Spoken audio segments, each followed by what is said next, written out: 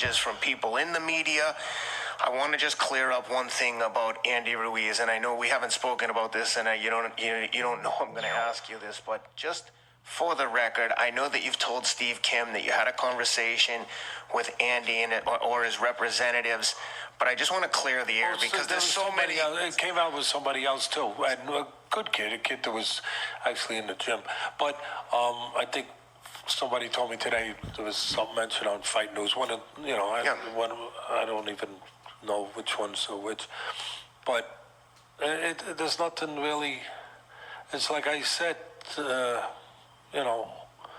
from the beginning. There was a call, asked me if about the possibility of working with Andy from his people, and said that the next, if there was anything to figure out, it would be to come to New York and talk. Mm-hmm. And that's it. Nothing's happened since. So there's nothing. I don't like to. I didn't really had I've had no comment on it. It's popping out different places because I confirmed that which was already out there. Mm-hmm. I guess it doesn't matter to me. I don't know if it was. I guess it came from them, but somebody out there said that we had talked. And then when I got a call, I don't lie. Right. I don't want to lie. I don't want people to lie to me. Your reputation is the one thing that you can control. That's right. Those are the words of Teddyatlas.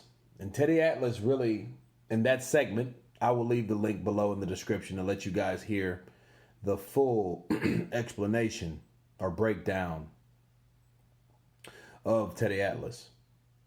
And he wants everybody to know that simply, he contacted me, or they, or a representative of him contacted Teddyatlas.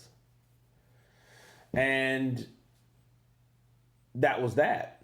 He confirmed it. Yeah, they talked on the phone, but nothing has been said since that day. Nothing has been done. So that lets you know that there is no scheduled sit down, because nobody has reached out or reached back to Teddyatlas, according to what he said in this interview. Okay? He's not a liar, so you don't have to lie about it. You know what I mean? A lot of things he tries to be, discreet about, because that is a possibility of him possibly being a trainer, and I get it.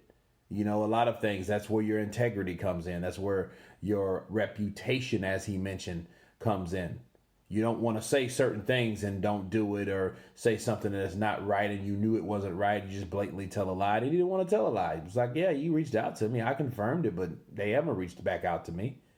So that tells me one thing about Andy Ruiz, or Team Ruiz, Team Destroyer, that those guys are not just looking at Teddyatlas. That was just another potential trainer to help them.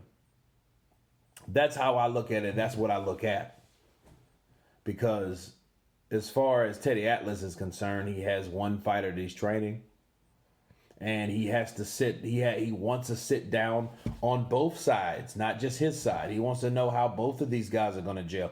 Because maybe Andy Ruiz, a lot of people don't bring this up or mention this or notice this. Maybe Andy Ruiz might not like the aggressive way that Teddyatlas is coming at him if they were to start. That's why he wants to sit down to see what's what, because he wants to see where it's going to go. And there haven't even been a reach back or a touch back phone call to, or whatever, to confirm them even sitting down. They just knew what the options were. Hey, if I'm going to consider training Andy Ruiz, he'd have to come here to New York, and then we'd have to sit down and talk. Boom. Thank you very much. Like Teddyatlas said, yep, you've been most polite and respectful and courteous or whatever with what you're saying. He hasn't been rude or anything, but what Teddyatlas says stands, and he doesn't want to make anything else of it, because he says, again, I didn't say this. I didn't even say this on my own podcast, but it was awkward because there's really nothing to report. There's nothing to say about it because no one reached back out to him. So you don't want to be talking about something that is really honestly in void. Okay? So this is one of those situations, and I honestly think now, listening to what Teddyatlas said, setting the record straight, Andy Ruiz is looking, and his father, they're looking for someone else, probably less aggressive. Because maybe they didn't even like the way that Teddyatlas like, hey, you want to come with me? Hey, I'm not flying down nowhere. You're going to come to me. You're going to see me. We're going to sit down. We're going to see how you are. You're going to see how I am, how I want things done, how he expects things done. It's a lot of things that could happen. Excuse me. But there's a lot of things that could happen in that situation or with that particular conversation. And obviously they didn't like it, and when they got off the phone and they haven't reached back. That's the only thing I can think of. But it probably works out the best because, that's like Ronnie Shields and David Tua.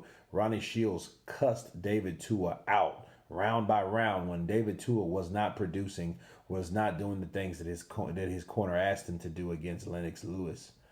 Backstory. And it seems like this with Ruiz.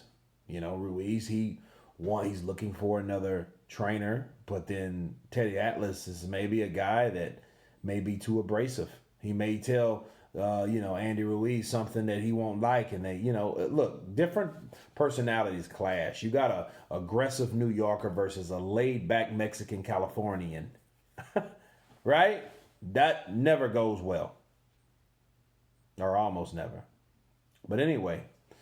Teddyatlas sets the record straight on training on the rumors of Andy Ruiz, and the only thing that was definite was that they did get in contact with each other, as I reported. But there's nothing set in stone. In fact, Team Ruiz is not they haven't even reached back. So that means that more than likely they're not interested anymore. And that is that. You guys tell me what you think about Teddyatlas' statements. Of course, please subscribe. And you guys been counterpunched. Peace.